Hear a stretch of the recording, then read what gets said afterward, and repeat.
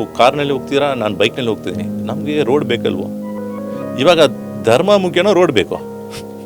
ಧರ್ಮ ಇಲ್ಲಿದೆ, ಇದನ್ನು ಯಾರು ಕಿತ್ಕೊಂಡು ಹೋಗೋಕ್ಕಾಗಲ್ಲ. ಯಾವ ರಾಜಕಾರಣಿ ಕೂಡ ನನ್ನ ಹೃದಯದಲ್ಲಿ ಇರತಕ್ಕಂಥ ಧರ್ಮವನ್ನು ಕಿತ್ಕೊಂಡು ಹೋಗೋಕ್ಕಾಗಲ್ಲ. ನಾನು ವೋಟ್ ಮಾಡೋದು ಮಾತ್ರ ಯಾರಿಗೋ, ಬಟ್ ಪ್ರಶ್ನೆ ಮಾಡೋದು ನಾನು ಎಲ್ಲ ರಾಜಕಾರಣಿಗೂ ಪ್ರಶ್ನೆ ಮಾಡ್ತೀನಿ.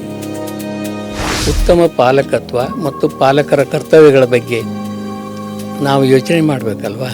ರೋಡು ಹಿಂಗಿದ್ರು ಅವ್ರಿಗೆ ಓಟು, ರೋಡ್ ಸರಿಗಿಲ್ಲ ಅವ್ರಿಗೆ ಓಟು, ರೋಡ್ನಲ್ಲಿ ಕಸ ಬಿದ್ದಿದೆ ಅವ್ರಿಗೆ ಓಟು, ಏನೇ ಆಗಲಿ ಖಬ್ರಸ್ತಾನ್ ಮಾಡಿದ್ರು ಅವ್ರಿಗೆ ಓಟ್ ಅಂತ ಆ ಮನಸ್ಥಿತಿಗೆ ಬಂದುಬಿಟ್ಟಿದ್ದೀವಿ ನೋಡಿ.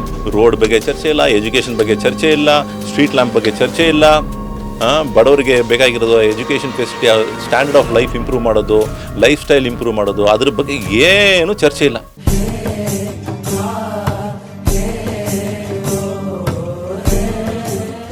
ಈ ಸಂಕೀರ್ಣ ಚಿಂತನೆಗಳು ಹೀಗೆ ಮುಂದುವರೆದ್ರೆ ಮುಂದಿನ ಜನಾಂಗ ಯಾವ ಸ್ಥಿತಿಯನ್ನು ತಲುಪಬಹುದು ಅಂತ ನಿಮಗೆ ಅನಿಸ್ತದೆ? ಆ ಆಯ್ಕೆ ಮಾಡೋ ಮೂಲಕ ಇವರು ಸರಿಯಾದ ರೀತಿಯಲ್ಲಿ ಅವರು ಪಾಠ ಕಲಿಸ್ಕೊಟ್ರೆ ನಮಗೆ ಬೆನಿಫಿಟ್ ಆಗುತ್ತೆ. ಅದರಿಂದ ಎಲ್ಲ ದಡ್ಡರಾಗ್ಬಿಟ್ರೆ ಅವಾಗ ಯೋಚನೆ ಮಾಡ್ತೀವಿ, ಎಂಥವ್ರನ್ನ ನಾವು ತೊಗೊಂಡು ಬಂದಿದ್ದೀವಿ ಅಂತ ನಾವು ಯೋಚನೆ ಮಾಡ್ತೀವಿ. ಇವಾಗ ಧರ್ಮದ ಬಗ್ಗೆ ಪ್ರಶ್ನೆ ಮಾಡ್ತಾ ನಾವು ಏನು ಅನ್ಕೊಂಡ್ಬಿಟ್ಟಿದ್ದೀವಿ, ನನ್ನ ಕೌಮಿಗೆ ಇವರು ಬಂದರೆ ಸೇಫ್. ಒಟ್ಟಿನಲ್ಲಿ ಭಾಳ ಇಂಡಿಫರೆಂಟ್ ಆಗಿ ನಗರ ಪ್ರದೇಶದ ಸಾಮಾಜಿಕ ಬದುಕು ಇದೇ ರೀತಿ ಹೋಗಿಬಿಟ್ರೆ ಅದಕ್ಕೆ ಪರಿಹಾರ ಏನು? ಸೊ ವಿಲಾಸ್ ಬರಬೇಕು, ಅಲ್ಲಿ ಮಾಲ್ಗಳು ಬರಬೇಕು.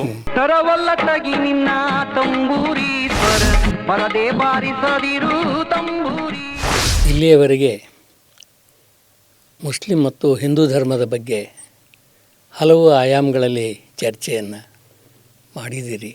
ಅದಕ್ಕೆ ಸರಿಯಾದ ವಿಷಯಗಳನ್ನು ಹಂಚಿಕೊಂಡಿದ್ದೀರಿ. ಹಿಂದೂ ಮತ್ತು ಮುಸ್ಲಿಂ ಧರ್ಮಗಳಲ್ಲಿ ಒಂದು ಸಾಮ್ಯತೆಯನ್ನು ನಾನು ಗುರುತಿಸಿದ್ದೀನಿ. ಅದು ನಾವು ಮುಸ್ಲಿಂ ಧರ್ಮದ ಶಬ್ದಗಳಲ್ಲಿ ಹೇಳೋದಾದರೆ ಸೂಫಿಸಮ್.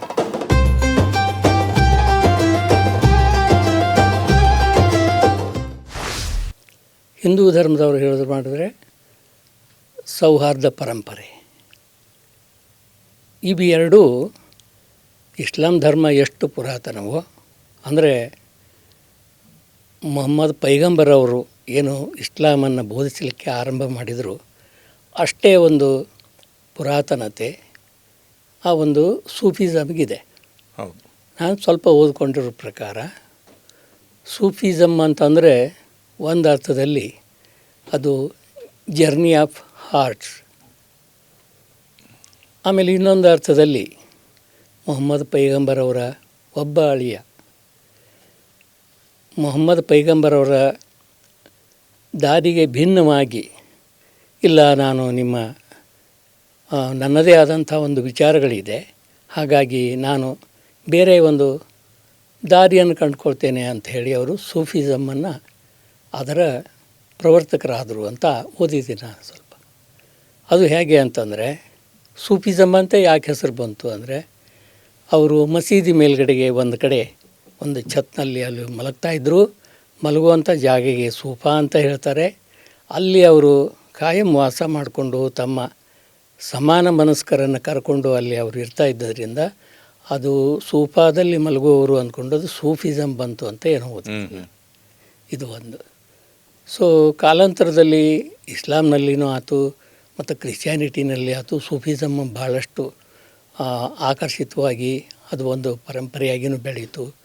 ಆಮೇಲೆ ಅವರು ಈ ಯೋಗ ಇತ್ಯಾದಿಗಳನ್ನು ಜೀವನ ಚರ್ಯಗಳನ್ನು ಎಲ್ಲ ಬೆಳೆಸ್ಕೊಂಡು ಅದಕ್ಕೊಂದು ಸಿದ್ಧಾಂತ ರೂಪವನ್ನು ಕೊಟ್ಟರು ಅಂತ ಕೇಳಿದ್ದೀನಿ. ಆಮೇಲೆ ಮುಂದೆ 12-13ನೇ ಶತಮಾನದಲ್ಲಿ ಸುಲ್ತಾನರು ಡೆಲ್ಲಿಗೇನು ಬಂದಾಗ ಆವಾಗ ಸೂಫಿಗಳನ್ನು ಕರ್ಕೊಂಡ್ಬಂದರು.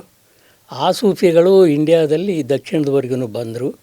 ಆ ಕಡೆಯಿಂದ ಅವ್ರು ಎಲ್ಲೆಲ್ಲಿ ಬಂದರು ಅಲ್ಲೆಲ್ಲ ಸೂಫಿ ಸಂತರ ಪರಂಪರೆ ಮುಸ್ಲಿಂ ಪರಂಪರೆ ಬಂತು. ಆಮೇಲೆ ಮತ್ತು ಬೇರೆ ಬೇರೆ ಸಿಲ್ಸಿಲಾಗಳು, ಚಿಸ್ತಿ ಇರ್ಬೋದು, ಖಾದ್ರಿ ಇರ್ಬೋದು, ಇನ್ನೂ ಯಾವ ಸಿಲ್ಸಿಲಾಗಳು ಬಂದವು. ನಮ್ಮ ಭಾರತೀಯರು ಕೂಡ ಒಂದು ಮುಕ್ತ ಮನಸ್ಸಿನ ಒಂದು ಸಮಾಜ ಆಗಿದ್ದರಿಂದ ಮುಸ್ಲಿಂ ಸಮಾಜವನ್ನು ಅಷ್ಟೇ ಪ್ರೀತಿಯಿಂದ ಅವರು ಸ್ವಾಗತಿಸಿದರು. ಹೀಗಾಗಿ ಹಿಂದೂ ಮತ್ತು ಮುಸ್ಲಿಂ ಪರಂಪರೆ ಒಂದು ಸೌಹಾರ್ದ ಪರಂಪರೆಯಾಗಿ ಆ ಕಾಲಘಟ್ಟದಲ್ಲಿ ಅದು ಬೆಳೀತು ಅಂತ ಓದಿದ್ದೀವಿ. ಹೌದು. ನಮ್ಮ ಕರ್ನಾಟಕದ ವಿಷಯಕ್ಕೆ ಬಂದರೆ ಕರ್ನಾಟಕದಲ್ಲಿ ಬಿಜಾಪುರದಲ್ಲಿ ಮುಸ್ಲಿಂ ರಾಜ ಕಿತಾಬೆ ನವರಸನ ಅಂತ ಒಂದು ಗ್ರಂಥವನ್ನು ಬರೆದು ಅದರಲ್ಲಿ ಸರಸ್ವತಿಯನ್ನು ಸ್ತುತಿ ಮಾಡ್ತಾನೆ. ಅದೊಂದು ಭಾಳ ವಿಶೇಷ. ಸೊ ಅದರಂತೆಯೇ ಈ ಗುಲ್ಬರ್ಗಾದಲ್ಲಿ ಖ್ವಾಜಾ ಬಂದೆ ನವಾಜ್ ಅವರು ಮತ್ತು ಸಾವಳಗಿಯ ಶಿವಲಿಂಗೇಶ್ವರರು ಅವರು ಸಮಕಾಲೀನರು ಮತ್ತು ಗೆಳೆಯರಾಗಿದ್ದರು. ಅವರಿಬ್ಬರ ಒಡನಾಟ ನಮ್ಮ ಈ ಕರ್ನಾಟಕದ ಈ ಸೌಹಾರ್ದ ಪರಂಪರೆಯಲ್ಲಿ ಬರೆದಿಡುವಂಥ ವಿಚಾರ ಆಗಿದೆ. ಇವತ್ತಿಗೂ ಶಿವಲಿಂಗೇಶ್ವರರ ಮಠ ಅಂತಂದರೆ ಕೆಳಗಡೆ ಮುಸ್ಲಿಂ ಸಂತನ ಗೋರಿ ಇದೆ, ಮೇಲ್ಗಡೆ ಶಿವಲಿಂಗೇಶ್ವರ ಸಮಾಧಿ ಇದೆ. ಅದೊಂದು ಹಿಂದೂ ಮತ್ತು ಮುಸ್ಲಿಮರು ಆ ಒಂದು ಭಾವೈಕ್ಯತಾ ಕ್ಷೇತ್ರಕ್ಕೆ ಭಾಳಷ್ಟು ನಡ್ಕೊಳ್ತಾರೆ. ಇನ್ನು ಅದೇ ನೀವು ಉತ್ತರ ಕರ್ನಾಟಕದ ಈ ಸಗರನಾಡಿನಲ್ಲಿ ಅಲ್ಲಿ ಬಂದರೆ ಅಲ್ಲೇ ಮಹಾತ್ಮ ಮೌನೇಶ್ವರರು ಅವರು ಮತ್ತು ಹಿಂದೂ ಮತ್ತು ಮುಸ್ಲಿಂ ಪರಂಪರೆಯ ಪ್ರಬಲ ಪ್ರತಿಪಾದಕರಾಗಿದ್ದರು, ವಚನಕಾರರಾಗಿದ್ದರು. ಅವರು ಸಗರನಾಡಿನಲ್ಲಿ ತಿಂತಿಣಿ ಮತ್ತು ವರವಿ ಅವರ ಕಾರ್ಯಕ್ಷೇತ್ರ ಆಗಿತ್ತು. ಅವರು ಒಂದು ವಚನ ಬರೆದಿದ್ದಾರೆ. ಅದರಲ್ಲಿ ಹಿಂದೂ ಮತ್ತು ಮುಸ್ಲಿಮರಿಗೆ, ಹಿಂದೂ ಮತ್ತು ತುರುಕರಿಗೆ ಚಂದ್ರನೊಬ್ಬನೇ ಅನ್ನುವಂಥ ಮಾತನ್ನು ಹೇಳಿ. ಅಂದರೆ ಇದಕ್ಕಿಂತ ಉತ್ತಮವಾದ ಸೌಹಾರ್ದ ಪರಂಪರೆ ಯಾರು ಹೇಳಿರ್ಲಿಕ್ಕೆ ಸಾಧ್ಯ ಇಲ್ಲ ವಚನಕಾರರಲ್ಲಿ ನಾನು ಕಂಡುಕೊಂಡಾಗ. ಇದು ಒಂದು. ಮತ್ತಲ್ಲದೆ ಅವರು ಒಂದು ಧಾರ್ಮಿಕ ಘೋಷಣೆಯನ್ನು ಕೊಟ್ಟರು. ಓಂ 1,80,000 ಪಾಚೋ ಪೀರ್ ಪೈಗಂಬರ್ ಮೌನದೀನ್ ಹರ ಹರ ಮಹಾದೇವ ಅಂಥೇಳಿ. ಸೊ ಅಂದರೆ ಹಿಂದೂ ಮತ್ತು ಮುಸ್ಲಿಂ ಪರಂಪರೆಯನ್ನು ಭಾಳಷ್ಟು ಉನ್ನತ ಮಟ್ಟಕ್ಕೆ ಅವರು ಕೊಂಡೋದಂಥ ಸಂತರಾಗಿದ್ದರು. ನವಲಗುಂದಲ್ಲಿ ನಾಗಲಿಂಗ ಸ್ವಾಮಿಗಳು ಅವರು ಅಫ್ಕೋರ್ಸ್ ಅವರು ಮುಸ್ಲಿಮ್ರು ಇದಲ್ಲ, ಕ್ರಿಶ್ಚಿಯನ್ನ ಬೈಬಲನ್ನು ಅವರು ಆರಾಧಿಸ್ತಿದ್ರು. ಈ ಅಂತ ಭಾಳಷ್ಟು ನೋಡ್ತೇವೆ. ಮತ್ತಿನ್ನು ಸಾಹಿತ್ಯದ ವಿಚಾರದಲ್ಲಿ ಬಂದುಬಿಟ್ರೆ ಕೋಡಗನ್ನ ಕೋಳಿ ನುಂಗಿತ್ತವ ತಂಗಿ ಅಂತ ಸಂತ ಶಿಶುನಾಳ ಶರೀಫರು, ಗುರು ಗೋವಿಂದ ಭಟ್ರು, ಅವರಿಬ್ಬರು ಗುರು ಶಿಷ್ಯ ಸಂಬಂಧ. ಗುರು ಗೋವಿಂದ ಭಟ್ರು ಹಿಂದೂ, ಇವರು ಮುಸ್ಲಿಮ್. ಇಂಥ ಕೋಮು ಸೌಹಾರ್ದ ಪರಂಪರೆಗಳು ಕರ್ನಾಟಕದಲ್ಲಿ ನಮ್ಮ ಧಾರ್ಮಿಕ ಒಂದು ಮುನ್ನಡೆಗೆ, ಸೌಹಾರ್ದತೆಗೆ ಭಾಳಷ್ಟು ಕಾಂಟ್ರಿಬ್ಯೂಷನ್ ಮಾಡಿದೆ. ನಾನು ತಮ್ಮನ್ನೇನು ಕೇಳಬೇಕಂತ ಇಷ್ಟಪಟ್ಟಿದ್ದೀನಿ ಅಂದರೆ, ಗ್ರಾಮೀಣ ಪ್ರದೇಶದ ಜನ ನಗರ ಪ್ರದೇಶದಲ್ಲಿರುವಷ್ಟು ಏನು ಸುಶಿಕ್ಷಿತರೇನೂ ಅಲ್ಲ. ಆದಾಗ್ಯೂ ಅವರು ಈ ಧಾರ್ಮಿಕ ಪರಂಪರೆಯನ್ನು, ಸೌಹಾರ್ದ ಪರಂಪರೆಯನ್ನು ಪೋಷಿಸಿದರು, ಬೆಳೆಸಿದರು. ಅದು ನಮ್ಮ ಕರ್ನಾಟಕದ ಧಾರ್ಮಿಕ ಪರಂಪರೆಯಲ್ಲಿ ಇವತ್ತಿಗೂ ಕೂಡ ಬೇರೆಯವರು ಕೂಡ ಮೆಚ್ಚಿಕೊಳ್ಳುವಂಥ ವಿಚಾರ ಇದೆ. ಅಷ್ಟಿದ್ದಾಗಲೂ ನಗರ ಪ್ರದೇಶದಲ್ಲಿ ಇರುವಂಥ ಜನರಿಗೆ ಈ ಸೌಹಾರ್ದತೆ ಯಾಕೆ ಬಂದಿಲ್ಲ? ಮತ್ತು ಈ ಸೌಹಾರ್ದತೆ ಅನ್ನು ಉಳಿಸ್ಕೊಳ್ಳಿಕ್ಕೆ ಗ್ರಾಮೀಣ ಪ್ರದೇಶದಲ್ಲಿರುವಂಥ ಈ ಒಂದು ನಡವಳಿಕೆ ಏನಿದೆಯಲ್ಲ, ಇದು ಎಲ್ಲರಿಗೂ ಮಾನ್ಯವಾಗುವಾಗ ಯಾಕಾಗಿಲ್ಲ ಅಂತ ಕೇಳು. ಸಿಟಿ ಲೈಫ್ನಲ್ಲಿ, ನಗರದಲ್ಲಿ ಏನಾಗ್ಬಿಟ್ಟಿದೆ, ಎಲ್ಲರೂ ಅವರವ್ರ ಬ್ಯುಸಿ ವರ್ಕ್ ಸ್ಕೆಡ್ಯೂಲ್ನಲ್ಲಿ ಬ್ಯುಸಿಯಾಗಿದ್ದಾರೆ, ಯಾರಿಗೂ ಟೈಮ್ ಇಲ್ಲ. ಇವಾಗ ಗ್ರಾಮಗಳಲ್ಲಿ ಏನಾಗುತ್ತೆ, ಯಾರಾದರೂ ಅತಿಥಿಗಳು ಯಾರ ಮನೆಗೆ ಬಂದರೆ ಅವರು ಹೋಗಿ ಪ್ರಶ್ನೆ ಮಾಡೋರು, ಯಾರೋ ಬಂದಿದ್ದಾರೆ ಅನಿಸುತ್ತೆ, ಯಾರು ಬಂದಿದ್ದಾರೆ, ಅವ್ರು ಬಂದಿದ್ದಾರಾ, ಹೌದಾ, ಎಷ್ಟು ಮಕ್ಕಳು ಅವ್ರಿಗೆ, ಇದೆಲ್ಲ ಸಂವಾದ ನಡೆಯುತ್ತೆ, ಮಾತುಕತೆ ನಡೆಯುತ್ತೆ. ಅವ್ರ ಮನೆಯಲ್ಲಿ ಏನು ನಡೀತಿದೆ, ಗಾಡಿ ಎಷ್ಟೊತ್ತು ಬಂತು, ಎಷ್ಟೊತ್ತು ಹೋದರು, ಅದ್ರ ಬಗ್ಗೆ ಇವ್ರ ಮನೆಯಲ್ಲಿ ಚರ್ಚೆ ನಡೆಯುತ್ತೆ. ಆಮೇಲೆ ಅವ್ರಿಗೆ ಏನಾದ್ರು ಮಾಡಿದ್ರೆ ಇವ್ರ ಮನೆಗೆ ಕಳಿಸ್ಕೊಡ್ತಾರೆ. ಅಷ್ಟು ಒಳ್ಳೆ ರೀತಿಯಲ್ಲಿ ಜೀವನ ಮಾಡ್ತಾರೆ ಈ ಗ್ರಾಮೀಣ ಜಗತ್ತಲ್ಲಿ. ಇಲ್ಲಿ ಏನಾಗ್ಬಿಟ್ಟಿದೆ, ಸಿಟಿನಲ್ಲಿ ಯಾರಿಗೂ ಟೈಮ್ ಇಲ್ಲ, ಏನೇ ಉಪದೇಶ ಮಾಡೋಕ್ಕೂ ಟೈಮ್ ಇಲ್ಲ. ಅವ್ರ ಮನೆಯಲ್ಲಿ ಏನಾದರೂ ಅದು ಅವ್ರ ಪಾಡು ಅವ್ರು ಏನೋ ಮಾಡ್ಕೊಂಡಿದ್ದಾರೆ ಅಂತ ಬಿಟ್ಬಿಡ್ತಾರೆ. ಕಷ್ಟ ಸುಖಕ್ಕೂ ಮುಂದೆ ಬರೋಲ್ಲ. ಅಂತಹ ಒಂದು ಜೀವನ ಇಲ್ಲಿ ಮಾಡ್ತಿದ್ವಿ. ಸೊ ಮೋರ್ ದೆನ್ ಧಾರ್ಮಿಕ ವಿಚಾರಕ್ಕಿಂತ ಈ ನೇಬರ್ಹುಡ್ನಲ್ಲಿ ಸರಿಯಾದ ರೀತಿಯಲ್ಲಿ ಒಂದು ಸಂಬಂಧವೇ ಇಲ್ಲ ಇವತ್ತಿಗೆ. ಸೊ ಮೆಕ್ಯಾನಿಕಲ್ ಲೈಫ್ ಇಲ್ಲಿ. ಹಾಗಾಗಿ ಇಲ್ಲಿ ಕೆಲಸ ಮಾಡೋರೆಲ್ಲ ಏನು ಮಾಡ್ತಾರೆ, ನಾವು ರಜಾ ಕಾಲಕ್ಕೆ ನಾವು ನಮ್ಮ ಊರಿಗೆ ಹೋಗ್ತೀವಿ ಅಂತ ಹೋಗ್ತಾರೆ. ಇಲ್ಲಿ ತಮಿಳ್ನಾಡಿಂದ ಬಂದವರು ಕೆಲಸ ಮಾಡ್ತಾರೆ, ಪೊಂಗಲ್ಗೆಲ್ಲ ಹೋಗ್ಬಿಡ್ತಾರೆ, ಅಲ್ಲಿ ಇಲ್ಲಿರಲ್ಲ, ನಾವು ಅಲ್ಲೇ ಹೋಗ್ತೀವಂತ. ಅದೇ ಆಂಧ್ರಾಗೆ ಹೋಗೋರು ಅಲ್ಲಿ ಹೋಗ್ಬಿಡ್ತಾರೆ. ಸೊ ಅದು ಅವ್ರಿಗೇನಂದರೆ ಅದೇ ನಮ್ಮ ಊರು, ಇಲ್ಲಿ ಬರೋದೆಲ್ಲ ಬಂದು ದುಡಿಮೆಗೋಸ್ಕರ ಬರ್ತಿದ್ವಿ, ಕಾಸ್ಗೋಸ್ಕರ ಬರ್ತಿದ್ವಿ. ಇಲ್ಲಿ ಎಷ್ಟೋ ಜನರು ಡ್ರೈವರಾಗಿ ಕೆಲಸ ಮಾಡೋಕ್ಕೆ ಬರ್ತಾರೆ, ಅವ್ರು ಬರೋದು ಬಂದು ಏನೋ ಬರೀ ಹಣಕಾಸಿಗೋಸ್ಕರ. ಬಟ್ ಅವರು ಇಲ್ಲಿ ಸಂತೋಷವಾಗಿಲ್ಲ. ಅವ್ರಿಗೆ ಸಂತೋಷ ಮತ್ತು ಸುಖ ಎಲ್ಲ ಅವ್ರ ಊರಿನಲ್ಲೇ ಇರೋದು. ಸೊ ಇಲ್ಲಿ ಬಂದು ಮೆಕ್ಯಾನಿಕಲ್ ಒಂದು ಫ್ಯಾಕ್ಟ್ರಿ, ಒಂದು ಇಂಡಸ್ಟ್ರಿ ಅಂತಲೇ ಅವ್ರು ಭಾವಿಸ್ತಾ ಇದ್ದಾರೆ. ಸೊ ಬೆಂಗಳೂರಿನಲ್ಲಿ ಬರೋರು ಯಾರು ಬೆಂಗಳೂರು ಚೆನ್ನಾಗಿರಬೇಕೋ ಇಲ್ಲೋ ಅಂತ ಅದ್ರ ಬಗ್ಗೆ ಯೋಚನೆ ಮಾಡೋಕ್ಕಿಂತ ನನಗೆ ಟ್ರಾಫಿಕ್ ಇಲ್ಲಿ ಪ್ರಾಬ್ಲಮ್ ಆಗ್ತಿದೆ, ನನ್ನ ದುಡಿಮೆಗೆ ಇದು ಬಂದು ಅನುಕೂಲವಾಗಿಲ್ಲ ಅಂತ ಆ ಮೈಂಡ್ ಬರ್ತಿದೆ ಹೊರತು ನಾನು ಬೆಂಗಳೂರನ್ನು ಹೆಂಗೆ ಬೆಂಗಳೂರು ಡೆವಲಪ್ ಮಾಡೋದು ನನಗೋಸ್ಕರ, ಇಲ್ಲೂ ನನಗೋಸ್ಕರನೇ ಬೆಂಗಳೂರಿಗೋಸ್ಕರ ನಾನು ಏನು ಮಾಡಬೇಕಂತ ಆ ಉದ್ದೇಶ ಎಷ್ಟು ಜನರಿಗಿದೆ ಅಂತ ಗೊತ್ತಾಗ್ತಿಲ್ಲ. ಸೊ ಹಾಗಾಗಿ ಈ ಸಿಟಿ ಲೈಫೇ ಮನುಷ್ಯರನ್ನು ಒಂದು ರೀತಿ ಡೈವರ್ಟ್ ಮಾಡ್ತಿದೆ. ನನ್ನ ಪ್ರಕಾರ ಏನಂದರೆ, ಸಿಟಿನಲ್ಲಿ ನಾವು ಏನೇ ಡಿಫ್ರೆನ್ಸಸ್ ತೊಗೊಂಡು ಬರಬೇಕಾದ್ರೂ ಕೂಡ ಜನರು ಅಷ್ಟು ಟೈಮ್ ಕೊಡೋದಿಲ್ಲ, ಆಸಕ್ತಿ ತೋರಿಸಲ್ಲ. ಮೂವಿ ನೋಡ್ತಾರೆ, ಮೂವಿ ಮೂಲಕ ಕೆಲವು ವಿಚಾರಗಳನ್ನು ಅವರು ಅರ್ಥ ಸಿದ್ಧವಾಗಿದ್ದಾರೆ. ಅಂದರೆ ಅದರಲ್ಲೂ ಏನೋ ಮನೋರಂಜನೆ ಬೇಕಿದೆ, ಮನೋರಂಜನೆ ಮೂಲಕ ಏನಾದರೂ ಉಪದೇಶ ಮಾಡಿದ್ರೆ ಒಂದೆರಡು ಲೈನು ಕಲಿಯೋಕ್ಕೆ ನಾವು ಸಿದ್ಧವಾಗಿದ್ದೀವಿ. ಬಟ್ ಎಲ್ಲಾದರೂ ಹೋಗಿ ಅವ್ರು ದೊಡ್ಡವರಿದ್ದಾರೆ, ಅವ್ರ ಮಾತು ಕೇಳೋಣ, ಅವರು ಸ್ವಲ್ಪ ಸೇವೆ ಮಾಡೋಣ ಅಂಥ ವಿಚಾರಕ್ಕೆ ಮುಂದೆ ಬರೋರು ಭಾಳ ಕಡಿಮೆ. 20 ವರ್ಷ ಮುಂಚೆ ಇದ್ದ ಜನರು ಬೇರೆ, ಇವತ್ತಿರೋ ಜನರೇ ಬೇರೆ ಇದೆ. ಮಕ್ಕಳು ಕೂಡ ತಂದೆ ತಾಯಿ ಕೂಡ ಸೇವೆ ಮಾಡುವ ಕಾಲ ಕೂಡ ಇವತ್ತು ನೋಡೋಕ್ಕೆ ಕಷ್ಟ ಆಗ್ತಿದೆ ಇಲ್ಲಿ ಸಿಟಿ ಲೈಫ್ನಲ್ಲಿ.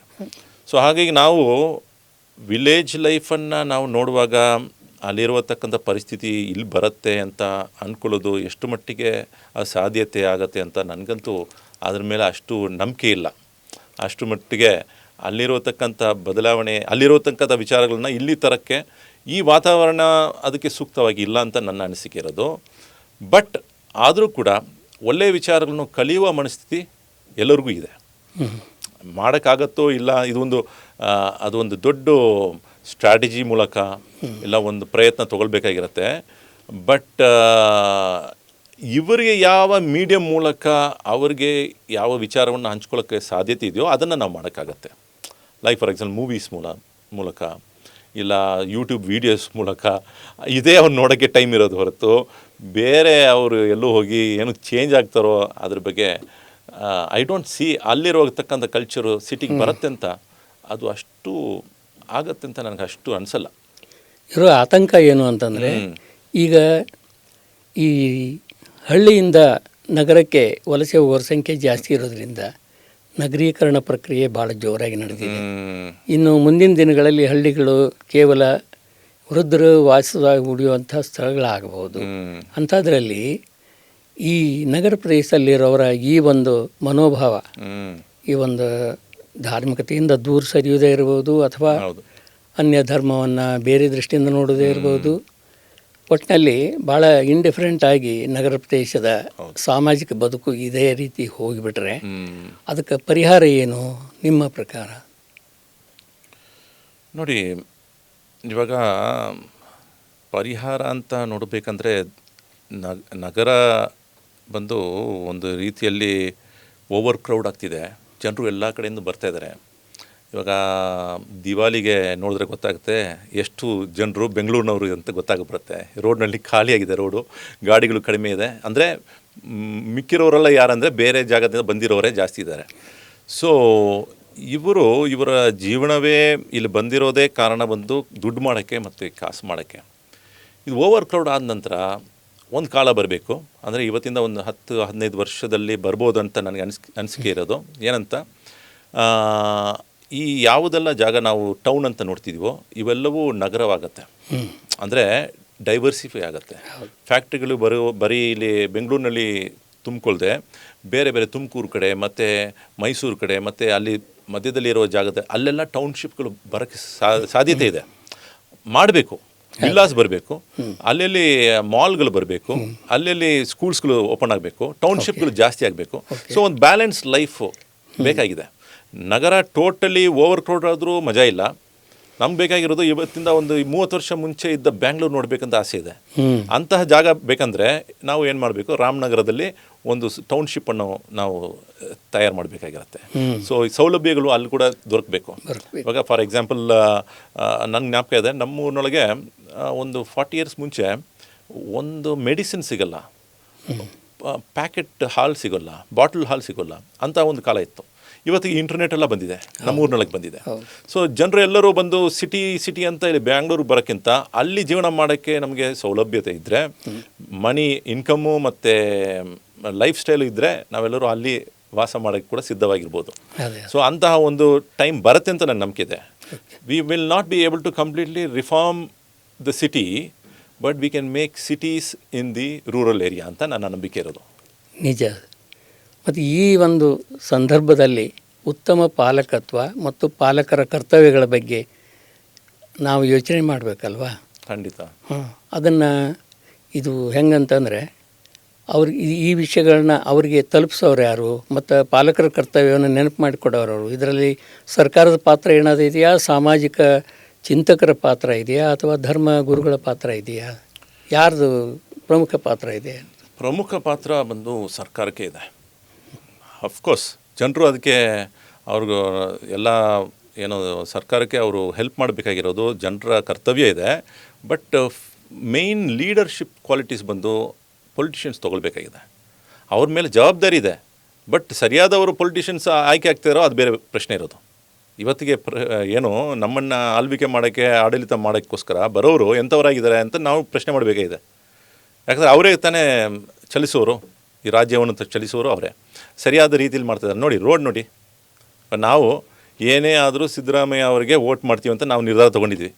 ರೋಡು ಹಿಂಗಿದ್ರು ಅವ್ರಿಗೆ ಓಟು, ರೋಡ್ ಸರಿಗಿಲ್ಲ ಅವ್ರಿಗೆ ಓಟು, ರೋಡ್ನಲ್ಲಿ ಕಸ ಬಿದ್ದಿದೆ ಅವ್ರಿಗೆ ಓಟು, ಏನೇ ಆಗಲಿ ಖಬ್ರಸ್ತಾನ್ ಮಾಡಿದ್ರು ಅವ್ರಿಗೆ ಓಟ್ ಅಂತ ಆ ಮನಸ್ಥಿತಿಗೆ ಬಂದುಬಿಟ್ಟಿದ್ದೀವಿ ನೋಡಿ. ಅಂದರೆ ಈ ದೇಶ ಏನೇ ಆಗಲಿ ನಮಗೆ ಬಂದು ನಮ್ಮ ಸಿದ್ಧಾಂತಕ್ಕೆ, ನಮ್ಮ ಕೌಮಿಗೆ ಯಾರು ಸಹಕಾರ ನೀಡ್ತಾರೋ ಅವ್ರಿಗೆ ನಾವು ವೋಟ್ ಮಾಡ್ತೀವಿ ಅಂತ ಆ ಒಂದು ನಿರ್ಧಾರಕ್ಕೆ ಬಂದಿದ್ವಿ. ಇದು ಒಂದು ರೀತಿ ಏನಂದರೆ ಒಂದು ಸೆಟ್ ಬ್ಯಾಕೆ. ನೀವು ಏನು ಮಾಡ್ತಿದ್ದೀರಿ, ನಮ್ಮ ಸಿಟಿಗೋಸ್ಕರ ಏನು ಮಾಡ್ತೀರಿ, ಆ ಪ್ರಶ್ನೆ ಮಾಡ್ತಿಲ್ಲ ನಾವು ಮಾಡ್ತಿಲ್ಲ, ಬೇರೆ ಯಾರೂ ಮಾಡ್ತಿಲ್ಲ. ಈ ಸಂಕೀರ್ಣ ಚಿಂತನೆಗಳು ಹೀಗೆ ಮುಂದುವರೆದ್ರೆ ಮುಂದಿನ ಜನಾಂಗ ಯಾವ ಸ್ಥಿತಿಯನ್ನು ತಲುಪಬಹುದು ಅಂತ ನಿಮಗನ್ನಿಸ್ತದೆ? ನೋಡಿ, ಜನರು ಯಾವಾಗಲೂ ಸುಖ ಕಾಲಕ್ಕೆ ಏನು ಸರಿಯಾದ ರೀತಿಯಲ್ಲಿ ಯೋಚನೆ ಮಾಡಲ್ಲ. ಸುಖ ಕಾಲದಲ್ಲಿ ಬಹಳ ಶ್ರೀಮಂತವಾಗಿರುವಾಗ ಅವರು ಬಂದು ಏನೋ ಅನುಭವಿಸ್ತಾ ಇರ್ತಾರೆ, ಎಲ್ಲವನ್ನೂ ಅನುಭವಿಸ್ತಾರೆ. ಅದನ್ನು ಆ ಭೋಗದಲ್ಲಿ ಇದ್ದು ಅವರು ಅದರಲ್ಲಿ ಅದನ್ನು ಸ್ವೀಕರಿಸೋಕ್ಕೆ ಮುಂದೆ ಹೋಗ್ತಾ ಇರ್ತಾರೆ. ಅದೇ ಅವ್ರ ಮೈಂಡ್ ಸೆಟ್ ಇರುತ್ತೆ. ಆದರೆ ಕಷ್ಟ ಕಾಲ ಅಂತ ಬರುವಾಗ ಆವಾಗಲೇ ಅವರ ಮೈಂಡ್ ಸರಿಯಾಗಿ ಯೋಚನೆ ಮಾಡೋಕ್ಕೆ ಮುಂದೆ ಬರುತ್ತೆ. ಸೊ ಹಾಗಾಗಿ ಒಂದು ಸುಖ ಕಾಲ ಬಂದ ನಂತರ ಕಷ್ಟ ಕಾಲ ಬರುತ್ತೆ. ಆ ಕಾಲದಲ್ಲಿ ನಮಗೆ ಬಹಳಷ್ಟು ಲಾಸ್ ಆಗುತ್ತೆ, ಕಲ್ಕೊಳ್ತೀವಿ ಎಷ್ಟೋ. ಬಟ್ ಏನಂದರೆ ಆವಾಗ ಯೋಚನೆ ಮಾಡೋ ಒಂದು ಸಮುದಾಯ ಉಂಟಾಗತ್ತೆ. ಯಾವಾಗಲೂ ಅಷ್ಟೇ. ಇವಾಗ ಒಬ್ಬರು ಇವ್ರನ್ನ ಆಯ್ಕೆ ಮಾಡೋಣಂತ ಆಯ್ಕೆ ಮಾಡ್ತೀವಿ, ಇವರನ್ನು ನಾವು ಮೇಷ್ಟ್ರಾಗಿ ಆಯ್ಕೆ ಮಾಡೋಣಂತ ಆಯ್ಕೆ ಮಾಡ್ತೀವಿ. ಆ ಆಯ್ಕೆ ಮಾಡೋ ಮೂಲಕ ಇವರು ಸರಿಯಾದ ರೀತಿಯಲ್ಲಿ ಅವರು ಪಾಠ ಕಲಿಸ್ಕೊಟ್ರೆ ನಮಗೆ ಬೆನಿಫಿಟ್ ಆಗುತ್ತೆ. ಅದರಿಂದ ಎಲ್ಲ ದಡ್ಡರಾಗ್ಬಿಟ್ರೆ ಅವಾಗ ಯೋಚನೆ ಮಾಡ್ತೀವಿ, ಎಂಥವ್ರನ್ನ ನಾವು ತೊಗೊಂಡು ಬಂದಿದ್ದೀವಿ ಅಂತ ನಾವು ಯೋಚನೆ ಮಾಡ್ತೀವಿ. ಆವಾಗ ನಾವು ಚೇಂಜ್ ಮಾಡಬೇಕು, ಯಾರನ್ನ ತರಬೇಕು ಅಂತ ಪ್ರಶ್ನೆ ಮಾಡ್ತೀವಿ. ಮತ್ತು ಸಿಲೆಬಸ್ ಏನಂತ ನಾವು ಯೋಚನೆ ಮಾಡ್ತೀವಿ. ಅದೇ ರೀತಿ ಇವತ್ತಿಗೆ ನಾವು ಬಂದು ಸುಖವಾಗಿದ್ದೀವಿ. ಇದು ಸುಖ ಕಾಲದಲ್ಲಿ ಏನೋ ಯಾರಿಗೂ ಏನು ಟೆನ್ಷನ್ ಇಲ್ಲ. ಯೂಟ್ಯೂಬ್ ಬೇಕು, ಫೇಸ್ಬುಕ್ ಬೇಕು, ಮೂವಿ ಹಾಲ್ ಬೇಕು, ಸ್ಯಾಟರ್ಡೇ ನೈಟ್ ಬೇಕು, ಮತ್ತು ಪಬ್ಗೆ ಹೋಗಬೇಕು, ಇಷ್ಟೇ ಜನರಿಗಿದೆ. ಕಷ್ಟ ಕಾಲ ಬಂದರೆ ಆವಾಗ ಗೊತ್ತಾಗತ್ತೆ, ನಾವು ಏನು ಮಾಡೋಕ್ಕೆ ಹೋಗಿದ್ವಿ, ಏನು ಮಾಡ್ತಾಯಿದ್ದೀವಿ. ಆ ಕಾಲ ಬಂದರೆ ಕಷ್ಟ ಆಗುತ್ತೆ. ಬಟ್ ಇವಾಗ ಒಂದು ರೀತಿಯಲ್ಲಿ ನೋಡೋಕ್ಕೆ ಹೋದರೆ ಬ್ಯಾಲೆನ್ಸ್ಡಾಗಿ ಹೋಗ್ತಿದೆ. ಏನಂದರೆ ಇವಾಗ ಇಂಡಿಯಾ ಬಂದು ಏನಂದರೆ ಸೇಫಾಗಿರೋ ಒಂದು ಜಾಗ, ಎಷ್ಟೇ ಆದರೂ ಸೇಫಾಗಿರೋ ಒಂದು ಜಾಗ. ಇಂಡಿಯಾನಲ್ಲಿ ಎಷ್ಟೇ ಗೊಂದಲ ಇದ್ದರೂ ಈ ಧರ್ಮದ ಮೇಲೆ ಮತ್ತು ಜಾತಿ ಮತ್ತು ಏನೇನೋ ಪ್ರಾಬ್ಲಮ್ ಇದ್ದರೂ ಕೂಡ ಇಂಡಿಯಾ ಈಸ್ ಗೋಯಿಂಗ್ ಅಹೆಡ್. ಇದು ಇಂಡಿಯನ್ಸಿನ ಒಂದು ಸ್ವಭಾವ. ಏನೇ ಆದರೂ ಅವರು ಬೆಳಗ್ಗೆ ಹೊತ್ತು ಹೋಗಿ ಏನೋ ದುಡಿಮೆ ಮಾಡಬೇಕು, ಏನೋ ಕಷ್ಟಪಡಬೇಕು, ಏನೋ ಮಾಡ್ತಾರೆ, ಸುಮ್ಮನೆ ಸೈಲೆಂಟಾಗಿರಲ್ಲ. ಆ ಒಂದು ಏನು ಸಂಸ್ಕೃತಿ ಇರೋದು ಒಂದು ಕಾರಣಕ್ಕೋಸ್ಕರ ನಮ್ಮ ಎಕಾನಮಿ ಕೂಡ ಚೆನ್ನಾಗಿದೆ. ಬಟ್ ಈ ರಾಜಕಾರಣಿಗಳನ್ನು ನಂಬಿಕೊಂಡು ನಾವು ಎಕಾನಮಿ ಸರಿಯಾಗ್ತಿದ್ದೇವೆ ಅಂತ ಅಂದ್ಕೊಂಡ್ರೆ ಅದು ತಪ್ಪಾಗ್ತಿದೆ. ಯಾವ ರಾಜಕಾರಣಿ ಕೂಡ, ಯಾವ ಪೊಲಿಟಿಕಲ್ ಪಾರ್ಟಿ ಕೂಡ ಸರಿಯಾದ ರೀತಿಯಲ್ಲಿ ಅವ್ರ ಜನರಿಗೆ ಬೇಕಾಗಿರುವ ಆ ವ್ಯವಸ್ಥೆಯನ್ನು ಮಾಡ್ತಿಲ್ಲ. ಅಂದರೆ ನಮ್ಮ ಬಹುತ್ವ ಸಮಾಜ ಈ ಒಂದು ದೇಶವನ್ನು ಒಟ್ಟಾಗಿಟ್ಟಿದೆ ಅಂತ ನೀವು ಹೇಳ್ತೀವಿ. ಯುನಿಟಿ ಇನ್ ಡೈವರ್ಸಿಟಿ, ಅದೇ ಮೇನ್ ಯೂನಿಟಿ ಇನ್ ಡೈವರ್ಸಿಟಿ ಇದೆ. ಅದಕ್ಕಿಂತ ಜಾಸ್ತಿ ಇಂಡಿಯನ್ನೆಸ್ ಒಂದಿದೆ. ಏನಂದರೆ ನಮ್ಮ ಇಂಡಿಯನ್ ಬಂದು ಫಾರಿನ್ ಕಂಟ್ರಿಗೆ ಹೋದರೆ ಅವನು ಸಂಪಾದನೆ ಮಾಡಿರುವ ಸ್ಯಾಲ್ರಿಯನ್ನು ಟೋಟ್ಲಿ ಖರ್ಚು ಮಾಡಲ್ಲ, ಸ್ವಲ್ಪ ಸೇವಿಂಗ್ ಮಾಡ್ತಾನೆ, ಇಲ್ಲಿ ಬಂದು ಮನೆ ಮಾಡ್ತಾನೆ. ಇದು ಇಂಡಿಯನ್ ಮೈಂಡ್ಸೆಟ್ಟು. ಇಲ್ಲ ಅಮೇರಿಕನ್ ಮೈಂಡ್ಸೆಟ್ ಏನಂದರೆ ಅವ್ನು ಸಂಪಾದನೆ ಮಾಡುವ ಆ ದುಡಿಮೆಯ ಆ ಸಂಪಾದನೆ ಕಾಸನ್ನು ಆ ತಿಂಗಳಿನಲ್ಲೇ ಅವ್ನು ಫಿನಿಷ್ ಮಾಡಿಸ್ಬಿಡ್ತಾನೆ. ಏನೇನು ಬೇಕಾದೋ ಅದನ್ನು ಯೂಸ್ ಮಾಡಿಬಿಡ್ತಾನೆ. ಅದಕ್ಕೇನು ನಾವು ಇನ್ನೂ ನಮ್ಮ ಮಕ್ಕಳು ಅದೆಲ್ಲ ಯೋಚನೆ ಮಾಡಲ್ಲ. ಸೊ ನಮ್ಮ ಇಂಡಿಯನ್ನೆಸ್ ಮೂಲಕ ಆ ಒಂದು ಕಲ್ಚರ್ ನಮ್ಮೊಳಗೆ ಇರೋ ಆ ಒಂದು ಕಾರಣಕ್ಕೋಸ್ಕರ ಇವತ್ತು ಇಂಡಿಯಾ ಸ್ಮೂತಾಗಿ ಹೋಗ್ತಿದೆ. ಆದರೂ ಕೂಡ ಎಷ್ಟೋ ಪರಿವರ್ತನೆಗಳು ತರಬೇಕಾಗಿದೆ, ಚೇಂಜಸ್ ತರಬೇಕಾಗಿದೆ. We have to. ಸೊ ಅವರವರು ಅವರ ಶಕ್ತಿಯನ್ನು ಏನೋ ಅವ್ರು ಅರ್ಥ ಮಾಡಿಕೊಂಡು ಅವ್ರು ಮಾಡಬೇಕು, ಅವ್ರು ಮಾಡಬೇಕು. ಇವಾಗ ನಾನು ನಾನು ಮಾಡ್ತೀನಿ, ಸ್ಕೂಲ್ ನಡೆಸ್ತಾ ಇದ್ದೀನಿ, ಇಲ್ಲ ಒಂದು ಮೂವಿ ಮಾಡ್ತೀನಿ, ಇಲ್ಲ ಒಂದು ಕಂಪ್ನಿ ನಡೆಸ್ತಾ ಇದ್ದೀನಿ, 4 ಜನರಿಗೆ ಕೆಲಸ ಕೊಡಿಸ್ತಾ ಇದ್ದೀನಿ. ಹೀಗೆ ಎಲ್ಲರೂ ಅವ್ರವ್ರಿಗೆ ಗೊತ್ತಿರೋ ಕೆಲಸನ್ನೇ ಸರಿಯಾಗಿ ಮಾಡಿದ್ರೆ ಸಾಕಾಗತ್ತೆ. Main responsibility ರಾಜಕಾರಣಿಗಳಿಗಿದೆ. ಅವರೇ ಆ ಪೊಸಿಷನ್ನಲ್ಲಿ ಇರೋವರೇ ಸರಿಯಾಗಿ ಮಾಡಬೇಕು. ರೋಡ್ ಯಾರು ಹಾಕೋಕ್ಕಾಗತ್ತೆ? ನಾನಂತೂ ಬೇಡ್ಕೊಳ್ಬೋದು, ಬಟ್ ಮುಂದೆ ಬರೋರು ಯಾರು ಮಾಡಬೇಕು? ಪೊಲಿಟಿಷಿಯನ್ಸ್ ಕೆಲಸ ಅದು. ಕೌನ್ಸಿಲರ್ ಮಾಡಬೇಕು, ಇಲ್ಲ ಅಲ್ಲಿರೋ ತಕ್ಕ MLA ಮಾಡಬೇಕು. ನೋಡಿ, ರೋಡ್ ಮಾತ್ರ ನಾವು ಮಾತಾಡಿದ್ರೆ ಸಾಕಾಗತ್ತೆ. ಬೆಂಗಳೂರಿಗೆ ಎಲ್ಲ ಕಡೆನೂ ರೋಡ್ಸ್ ಟೋಟ್ಲಿ ಡ್ಯಾಮೇಜ್ ಆಗಿದೆ. ಅದ್ರ ಬಗ್ಗೆ ಯಾರಿಗೂ ಇಂಟ್ರೆಸ್ಟ್ ಇಲ್ಲ. ಏನಾಗಿದೆ, ಬ್ಯಾಂಗ್ಳೂರ್ ಇಸ್ ಇಂಟರ್ನ್ಯಾಷನಲ್ ಸಿಟಿ ಅಂತ ಹೇಳ್ಕೊಳ್ತಾರೆ, ಕಾಸ್ಮೋಪಾಲಿಟನ್ ಸಿಟಿ. ಬಟ್ ಏನಾಗಿದೆ ಬ್ಯಾಂಗ್ಳೂರಿನಲ್ಲಿ? I am sorry, we not seeing the garden city. ಒಂದು ಕಾಲದಲ್ಲಿ ಗಾರ್ಡನ್ ಸಿಟಿ ಇತ್ತು, ಇವತ್ತು ಗಾರ್ಡನ್ ಇದ್ದ ಜಾಗದೆಲ್ಲ ಗಾರ್ಬೇಜ್ ಕಾಣಿಸ್ತಿದೆ. ಅದಕ್ಕೆ ಜನರು ಕೂಡ ಹೊಣೆಗಾರಿಕೆ ತೊಗೊಳ್ಬೇಕಾಗಿದೆ. ಆ ಒಳ್ಳೆಯ ದಿನಗಳು ಬರಲಿ ಅಂತ ಹಾರೈಸೋಣ. ಹೌದು, ನಮ್ಮ ಕೆಲಸಗಳು ಮಾಡಬೇಕು. ಯಾಕಂದರೆ ಇವಾಗ ಚಾನಲ್ ಮೂಲಕ ನೀವು ಮಾಡ್ತಿದ್ದೀರಾ, ಇದೇ ದೊಡ್ಡ ಕೊಡುಗೆ ಅಂತ ನಾನು ಅಂದ್ಕೊಂಡಿದ್ದೆ. ಎಸ್, ಮೈಂಡ್ ವಿಚಾರಗಳ ಬಗ್ಗೆ ಚರ್ಚೆ ಮಾಡೋದು ಅದು ಬೇಕಾಗಿರೋದು.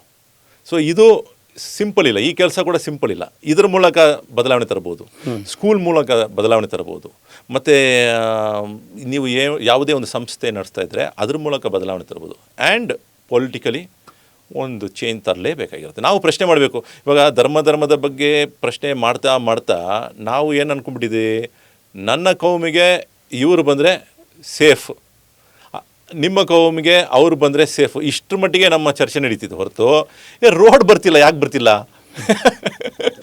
ನಮ್ಗೆ ಯಾಕಪ್ಪ ಇದು ಅಲ್ಲಿ ಎಲ್ಲೋ ಸಿಂಗಪೂರ್ನಲ್ಲಿ ಮತ್ತು ಚೈನಾನಲ್ಲಿ ಏನೋ ಅವರು ಹಾರ್ತಾ ಇದ್ದಾರೆ ಎಲ್ಲ. ಅಲ್ಲಿ ಪೊಲೀಸ್ ಮ್ಯಾನ್ಗೆ ಫ್ಲೈಯಿಂಗ್ ಬೈಕ್ ಇದೆ, ಅವನಿಗೆ ದುಬೈನಲ್ಲಿ ಫ್ಲೈಯಿಂಗ್ ಬೈಕ್ ಇದೆ. ಯಾಕೆ ನಮ್ಗೆ ಅದೆಲ್ಲ ಬರ್ತಿಲ್ಲ ಅಂದರೆ ನಮ್ಮನ್ನು ಬ್ಯುಸಿಯಾಗಿ ಇಟ್ಬಿಟ್ಟಿದ್ದಾರೆ. We are busy. ನಾವು ಬ್ಯುಸಿಯಾಗಿರೋಕ್ಕೆ ಈ ಧರ್ಮದ ಬಗ್ಗೆ ಜಗಳ ಮಾಡ್ಕೊಂಡು ಬ್ಯುಸಿ ಆಗಬೇಕಾಗಿಲ್ಲ. ಕಾಫಿ ಕುಡಿತಾ ಧರ್ಮದ ಬಗ್ಗೆ ಚರ್ಚೆ ಮಾಡ್ಕೊಂಡು ಕೂಡ ಬ್ಯುಸಿಯಾಗಿರ್ಬೋದು. ಅದರ ನಂತರ ನನ್ನ ಧರ್ಮ ನಿಮ್ಮ ಧರ್ಮ ಅಂತ ಹೇಳೋಕ್ಕಿಂತ ನನ್ನ ಧರ್ಮ ನಿನ್ನ ಧರ್ಮ ನಾವಿಬ್ಬರು ಸಂತೋಷವಾಗಿದ್ರೇ ನಮ್ಮ ಧರ್ಮ ಅಂತ ಹೇಳ್ಕೊಳ್ಬೇಕಾಗಿರುತ್ತೆ. ನಮ್ಮ ಮನೋಭಾವದಲ್ಲಿ ಮುಕ್ತತೆ ಬೇಕು ಅಂತ ಹೇಳ್ತೀರಿ. ಹೌದು, ನಮ್ಮ ಮನೋಭಾವದಲ್ಲಿ ನಾವೇನು ಮಾಡಬೇಕಂದ್ರೆ, ನೋಡಿ, ನಿಮ್ಮ ಧರ್ಮ ನಿಮ್ಗೆ ಬಿಟ್ಟಿದ್ದು, ನನ್ನ ಧರ್ಮ ನನಗೆ ಬಿಟ್ಟಿದ್ದು. ನನ್ನ ಹೃದಯದಲ್ಲಿ ಇದೆ. ನಾನು ಅಲ್ಲಾಹ್ ಅಕ್ಬರ್ ಅಂತೀನಿ, ನೀವು ಶ್ರೀರಾಮ ಅಂತ ಹೇಳ್ಬೋದು. We are saying okay. But ನಾನು ಮತ್ತು ನೀವು ಕಾರ್ನಲ್ಲಿ ಹೋಗ್ತೀರಾ, ನಾನು ಬೈಕ್ನಲ್ಲಿ ಹೋಗ್ತಿದ್ದೀನಿ. ನಮಗೆ ರೋಡ್ ಬೇಕಲ್ವೋ? ಇವಾಗ ಧರ್ಮ ಮುಖ್ಯನೋ ರೋಡ್ ಬೇಕೋ? ಧರ್ಮ ಇಲ್ಲಿದೆ, ಇದನ್ನು ಯಾರು ಕಿತ್ಕೊಂಡು ಹೋಗೋಕ್ಕಾಗಲ್ಲ. ಯಾವ ರಾಜಕಾರಣಿ ಕೂಡ ನನ್ನ ಹೃದಯದಲ್ಲಿ ಇರತಕ್ಕಂಥ ಧರ್ಮವನ್ನು ಕಿತ್ಕೊಂಡು ಹೋಗೋಕ್ಕಾಗಲ್ಲ. ಬಟ್ ರೋಡ್ ನಮ್ಗೆ ಬೇಕಾಗಿದಲ್ಲಪ್ಪ, ಅದು ಯಾಕೆ ಕೊಡ್ತಿಲ್ಲ ಅಂತ ಆ ಪ್ರಶ್ನೆ ಮಾಡೋದ್ರಲ್ಲಿ ನಾವು ಪ್ರಜೆಗಳಾಗಿರಬೇಕಾಗಿದೆ. ಇವಾಗ ಕಮ್ಯುನಲ್ ಇಶ್ಯೂಸನ್ನು ತೊಗೊಂಡು ನಮ್ಮನ್ನು ಡಿವೈಡ್ ಮಾಡಿಬಿಟ್ಟಿದ್ದಾರೆ ರಾಜಕಾರಣಿಗಳು ಟೋಟ್ಲಿ. ನಾನು ಅಷ್ಟೇ ಇವಾಗ ಮಾತಾಡ್ತಿದ್ದೀನಿ, ಬಟ್ ವೋಟ್ ಮಾಡುವಾಗ ಯಪ್ಪ ಶಾಂತವಾಗಿರಬೇಕು, ಯಾರು ಬಂದರೆ ಟೆನ್ಷನ್ ಬೇಡ, ಜಗಳ ಬೇಡ, ನಮ್ಮೊಳಗೆ ಗೊಂದಲ ಬೇಡ, ರಿಲಿಜಿಯಸ್ ಫೈಟ್ ಬೇಡ, ಅಷ್ಟೇ ನಾನು ಇಟ್ಕೊಂಡಿದ್ದೆ ಹೊರತು ರೋಡ್ ಬಗ್ಗೆ ಚರ್ಚೆ ಇಲ್ಲ, ಎಜುಕೇಷನ್ ಬಗ್ಗೆ ಚರ್ಚೆ ಇಲ್ಲ, ಸ್ಟ್ರೀಟ್ ಲ್ಯಾಂಪ್ ಬಗ್ಗೆ ಚರ್ಚೆ ಇಲ್ಲ. ಬಡವರಿಗೆ ಬೇಕಾಗಿರೋದು education facility, standard of life improve ಮಾಡೋದು, ಲೈಫ್ ಸ್ಟೈಲ್ ಇಂಪ್ರೂವ್ ಮಾಡೋದು, ಅದ್ರ ಬಗ್ಗೆ ಏನೂ ಚರ್ಚೆ ಇಲ್ಲ. Something is better than nothing ಅಂತ ಹೋಗ್ತಿದೆ. ಒಟ್ಟಿನಲ್ಲಿ ರಾಜಕಾರಣಿಗಳು, ಶಾಲೆ ಕಾಲೇಜುಗಳು, ಪಾಲಕರು ಮತ್ತು ಸಮಾಜ ಸುಧಾರಕರು ಎಲ್ಲರದು ಅವರು ತಮ್ಮ ರೋಲ್ಗಳನ್ನು ಪ್ಲೇ ಮಾಡಬೇಕು. ಅದಕ್ಕೆ ನಾವೇ ಪ್ರಶ್ನೆ ಮಾಡಬೇಕಾಗಿದೆ. ನಾವು ಯಾವುದೇ ಪಕ್ಷದವರಲ್ಲ ಅಂತ ನಾವು ಫಸ್ಟ್ ನಮಗೋಸ್ಕರ ನಾವು ಹೇಳ್ಕೊಳ್ಬೇಕಾಗಿದೆ. ಯಾಕಂತಂದರೆ ನಾನು ವೋಟ್ ಮಾಡೋದು ಮಾತ್ರ ಯಾರಿಗೋ, ಬಟ್ ಪ್ರಶ್ನೆ ಮಾಡೋದು ನಾನು ಎಲ್ಲ ರಾಜಕಾರಣಿಗೂ ಪ್ರಶ್ನೆ ಮಾಡ್ತೀನಿ. ಪ್ರಶ್ನೆ ಮಾಡಲೇಬೇಕು. ನೀವು ವೋಟ್ ಯಾರು ಬೇಕಾದ್ರೆ ಹಾಕ್ಕೊಳ್ಳಿ. ನೀವು ಸಿದ್ದರಾಮಯ್ಯ ಅವರಿಗೆ ಹೋಗಿ ವೋಟ್ ಹಾಕಿ, ಯಡಿಯೂರಪ್ಪನವ್ರಿಗೆ ವೋಟ್ ಮಾಡಿ, ಇಲ್ಲ ಕುಮಾರಣ್ಣನಿಗೆ ವೋಟ್ ಮಾಡಿ, ಯಾರು ಬೇಕಾದ್ರೆ ವೋಟ್ ಮಾಡಿ. ಆದರೆ ಯಾರು ಆಡಳಿತ ಮಾಡ್ತಾಯಿದ್ರೋ ಅವರನ್ನು ಪ್ರಶ್ನಿಸಬೇಕು. ನೆಕ್ಸ್ಟು ನೀವು ಅವರಿಗೆ ವೋಟ್ ಹಾಕಿ, ಆದರೂ ಕೂಡ ಅವ್ರು ಮಾಡುವ ತಪ್ಪನ್ನು ಕೇಳಬೇಕು. ಏನ್ರಿ ಇದು, ಏನು ಮಾಡ್ತಿದ್ದೀರಾ, ನಿಮ್ಮನ್ನ ಆಯ್ಕೆ ಮಾಡಿದ್ದು ಏನಕ್ಕೋಸ್ಕರ ಅಂತ ಆ ಪ್ರಶ್ನೆ. ಆಡಳಿತ ಮಾಡೋರನ್ನ ಪ್ರಶ್ನಿಸುವಂಥ ಒಂದು ಶಕ್ತಿಯನ್ನು ಪ್ರತಿಯೊಬ್ಬ ನಾಗರಿಕನು ಬೆಳೆಸ್ಕೊಳ್ಬೇಕು. ಅದರ ಮೂಲಕ ಈ ಆಡಳಿತ ವ್ಯವಸ್ಥೆಯ ಮೇಲೆ ಇವರು ಪ್ರಭಾವ ಉಳಿಸ್ಕೋಬೇಕು. ಮತ್ತು ಆ ಒಂದು ಭಯ, ಈ ಮತದಾರರ ಭಯ ಆಡಳಿತ ನಡೆಸೋರಿಗೆ ಇರಬೇಕು ಅಂತ ನೀವು ಹೇಳ್ತಾ ಇದ್ದೀರಿ. ಖಂಡಿತ ಧನ್ಯವಾದ. ಧನ್ಯವಾದಗಳು. ನಿಮ್ಮ ಡಿಸ್ಕಷನ್ ಚೆನ್ನಾಗಿತ್ತು. ಟೋಟ್ಲಿ ಇವರು ಫಿಲಾಸಫಿಕಲ್ ಆಗಿ ಹೋದರು, ನೀವು ಭಾಳ ಕಲ್ಚರಲ್ ಆಸ್ಪೆಕ್ಟ್ನಲ್ಲಿ ಟಚ್ ಮಾಡಿದ್ರಿ. Very nice discussion. Thank you. Thank you.